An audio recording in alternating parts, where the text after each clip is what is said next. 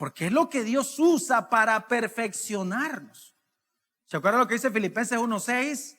Un versículo muy conocido por nosotros. Dice, estando persuadido de esto, ¿de qué cosa? De que comenzó en vosotros la buena obra, la perfeccionará hasta el día de Jesucristo. Usted y yo que hemos nacido de nuevo. ¿Cuántos han nacido de nuevo? ¿Cuántos tienen esa certeza? ¿Sabe qué está haciendo el Señor? Él no nos deja como niños. Él nos enseña y Él quiere que nosotros maduremos para que ya no seamos niños fluctuantes llevados por todo viento de doctrina, sino que podamos crecer hasta llegar a ser como Cristo. Ese es el deseo de Dios. Yo me imagino que en el ámbito natural nosotros queremos que nuestros hijos crezcan, ¿verdad? Que crezcan. Usted se imagina que su niño nunca crece y tiene 10 años y no creció y siempre está ahí chiquitito. No, los hijos deben de crecer. Pues eso es lo que el Señor espera, que nosotros podamos crecer. Él no nos va a dejar recién nacidos, sino que Él va a comenzar a madurarnos. Y el Señor lo hace por medio de las pruebas, por medio de las aflicciones, por medio de las cosas que no nos gustan a nosotros. Pero si nos gloriamos en el llamado de Dios, tenemos que aprender a gloriarnos en las tribulaciones, porque las tribulaciones, al igual que el llamado de Dios, provienen de su bendita gracia. O sea que somos afligidos por causa y por medio de la gracia de Dios. Amén. Porque la aflicción produce cosas gloriosas en nosotros. El apóstol Pablo dice, la prueba de vuestra fe produce paciencia, aguante, soporte, firmeza. Ahora, escucha lo que dice Santiago en el capítulo 1 del versículo 2 al 4. Por eso es que estos hombres habían sido quebrantados, habían pasado por situaciones difíciles, porque por eso ellos podían hablar eran hombres experimentados en quebranto, tenían experiencia en el sufrimiento. Por eso Santiago dice, hermanos míos, tened por sumo gozo cuando os halléis en diversas pruebas. ¿Oyó eso? Una vez más. El apóstol Pablo dice que debemos de gloriarnos en las tribulaciones también. O sea, que debemos de dar gloria a Dios por nuestras tribulaciones. Gracias, Señor, porque estamos siendo atribulados. Gracias por las pruebas. Gracias por las aflicciones, porque me estás haciendo como Cristo, lo que yo quiero. ¿Cuántos quieren ser como Cristo? ¿Estás seguro? Bueno, entonces ahí van las aflicciones.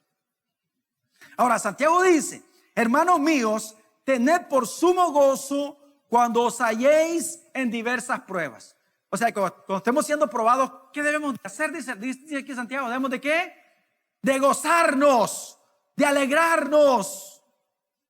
¿Por qué nos alegramos? Verso 3, sabiendo que la prueba de vuestra fe, ahora dice Santiago una vez más, lo mismo que dijo el apóstol Pablo, sabiendo que la prueba de vuestra fe produce paciencia. Y mire, este verso 4 es glorioso, dice, mas tenga la paciencia su obra completa para que seáis perfectos y cabales sin que os falte cosa alguna. Y aquí no está hablando cosa alguna, cosas de la tierra, no, está hablando de todo lo que el Señor quiere producir en nosotros, quiere manifestar en nosotros las virtudes de Cristo.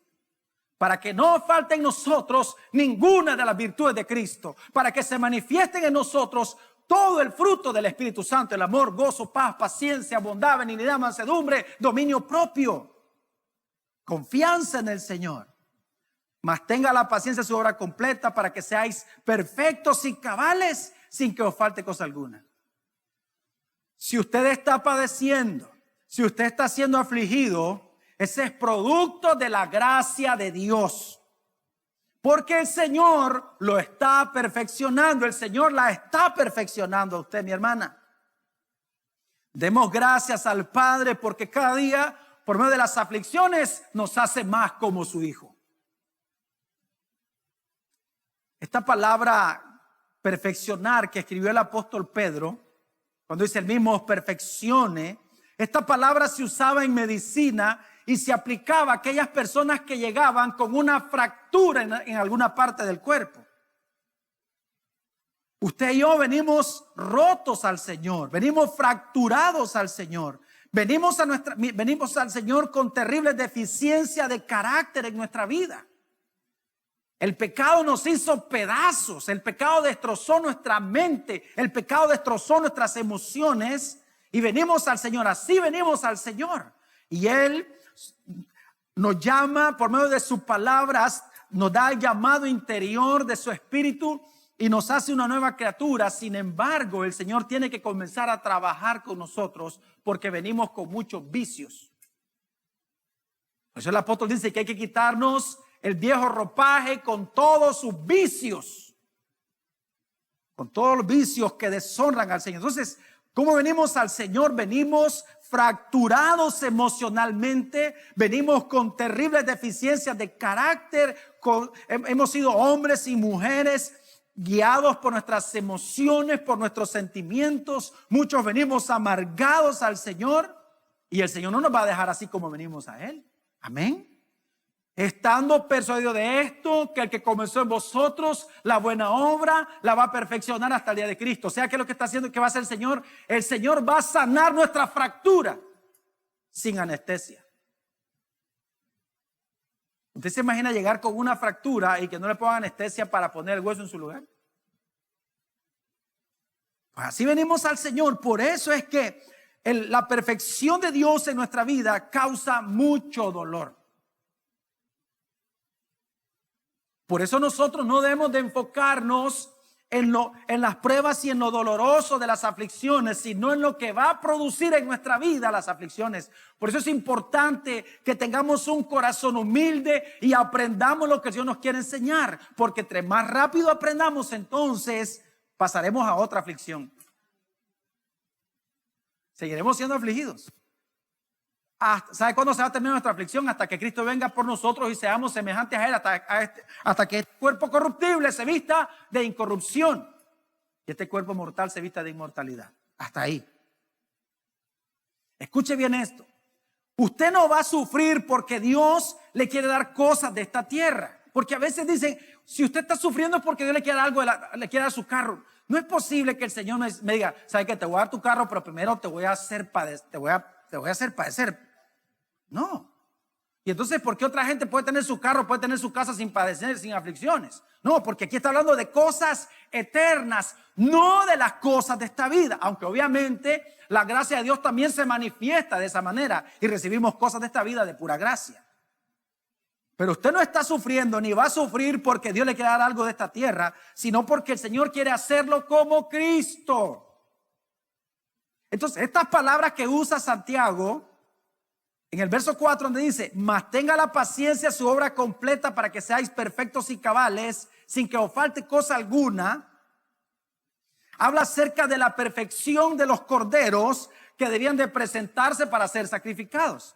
¿Se acuerda cuál es el mandamiento de Dios para cuando los judíos presentaban un sacrificio? Deben de presentar un cordero. ¿Y cómo debía estar el cordero? Debía ser como perfecto. Es más, los sacerdotes debían de revisar el cordero y si tenía alguna imperfección, le decían, no, usted no puede presentar este cordero al Señor. No, pero este cordero no tiene un ojo. No se puede presentar, tiene que estar perfecto para el Señor. Entonces, eso es lo que está diciendo aquí Santiago. Que lo que el Señor está tratando con nosotros nos está perfeccionando para que podamos presentarnos delante de Dios, para poder presentar nuestras vidas, como dice la Biblia en Romanos 12, como un sacrificio vivo, santo y agradable, que es nuestro verdadero culto. Recuerden que el verdadero culto no es el que venimos a hacer aquí. Esto es parte de nuestro culto, pero el verdadero culto es lo que hacemos con nuestra vida. Nuestra vida es el sacrificio que presentamos a Dios. ¿Y cómo debe ser el sacrificio que presentamos al Señor? Tiene que ser como perfecto. Por eso es que presentamos nuestra vida por medio de la obra de Cristo en nosotros. No se podía presentar un cordero deficiente. Por eso es que en Malaquías el Señor confronta a los sacerdotes y dice, ahora ustedes reciben cualquier tipo de sacrificio, reciben cualquier cordero, porque piensan que Dios recibe cualquier cosa. Pero no es así. Por eso es que el Señor trata duramente con nosotros para que podamos ser un verdadero sacrificio, para que podamos ser verdaderos adoradores, para que aprendamos a adorar al Señor en espíritu y en verdad.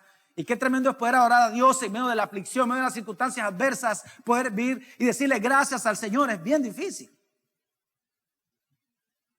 Entonces, ¿qué está haciendo el Señor con nosotros? Está quitando todas esas imperfecciones. No hablamos en un sentido físico, sino en un sentido espiritual. Y algunos venimos tuertos espiritualmente, otros con un pie menos espiritualmente, venimos rotos, venimos dañados al Señor. ¿Y qué hace el Señor? Comienza a tratar con nosotros, comienza a tratar con nuestras debilidades de carácter.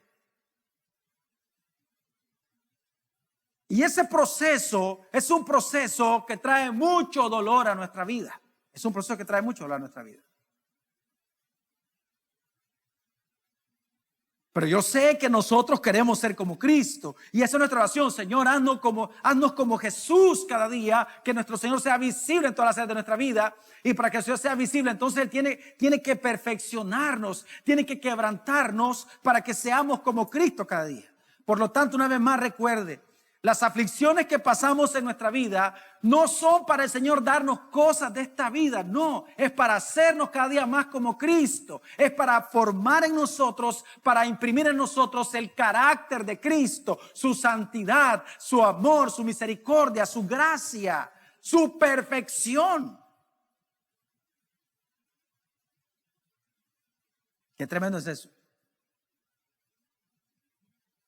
Y yo sé que todos nosotros sabemos que hay áreas de pecado en nuestra vida. Y cuando somos confrontados nos olvidamos de la razón por la cual, cuando somos quebrantados nos olvidamos cuál es la razón por la cual Dios nos quebranta. Y es porque el Señor nos quiere perfeccionar. Porque Él no deja nada a medio hacer. Él no nos va a dejar hasta que haga lo que ha dicho que hará en nosotros. Y es perfeccionarnos hasta el día de Cristo Jesús. Hasta que Cristo venga por nosotros. ¿Qué más hace, dice la Biblia, la aflicción? Número 2, primero dice que nos perfecciona y luego lo que hace es afirmarnos. Esta palabra habla de hacernos fuertes como una roca. Habla de un cristiano de convicciones inamovibles. Por eso es que la Biblia dice que nosotros pertenecemos al reino de los cielos y este reino de Dios es un reino inconmovible. No hay nada que pueda mover este reino de Dios. Pues el Señor espera que nosotros también seamos inamovibles, que tengamos convicciones inamovibles, que seamos capaces de dar nuestra vida si es necesario por el Señor.